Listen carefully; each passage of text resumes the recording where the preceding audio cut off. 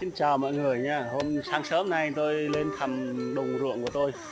Nghe Tại tiếng vì thích suối em nhiều quá nhưng em lại nghe nói là rìu à rào á, lôi tôi cũng biết chạy solo lên hip hop xem cùng với tôi trai nhà bản tôi nhưng ở mà gần đây thôi thôi. anh gửi vào Gần trong câu đầu rap đầu cho em tôi tính luôn cả nên tính cả chạy lên mồi xem nhà em có mấy quả quả ở đây. đồi thì anh cũng tính Đây cả mọi người rồi. nha, ngập Tại hết vì rồi. thích em nhiều quá nhưng em lại nói là à lôi Nước cũng biết ngập hết solo luôn. hip hop cùng với trai bản nhưng mà Cái này thôi còn gì ăn anh nữa gửi vào đây trong mọi câu người. rap cho em tính cả mồi nhà Đấy, em có đây mấy là quả hồ nhá. đồi thì anh cũng tính cả Cái rồi. này là ao hồ của tôi. Cà phê một thùng lũng ném con tôi lên sử không dụng để trung tắm anh vẫn đi tìm cảm hứng ngập- trong suốt ngày ngập bị hết luôn. mông lung Thế tôi anh phải cầm trên lên tay cây cho đỏ mọi người ngắm phát xem tâm nhá. nhưng không trùng nhưng mà lỡ bị em gây thương nhớ bắn vắt tim mà Đấy. không súng trai bản em chơi đàn tính còn anh thì Đấy, mọi gậy người xem đây. guitar anh thì không biết múa khen Này nhưng mà còn giỏi gì quẩy nữa? vina Kia này yêu chắc em là nữ nó- chẳng mặc dù không giỏi đi Nước sai hết. còn giỏi cả thi ca bên homestay bản thành Cái villa trên tấm cạn lòng anh không nó phải thủ sức cái không gì cần mổ bút thì mới được xem mấy anh thanh niên Đây là trong bản hồ phải tôi biết đang uống đứng rượu mới này. tán được em nhà sàn của em sẵn Đây là nhưng đang hồ đồng ý của mới tôi có nuôi được cá. lên anh thi số vốn đen đuổi không Giờ biết nước lần ngập này liệu hết rồi, có được cái này lên thì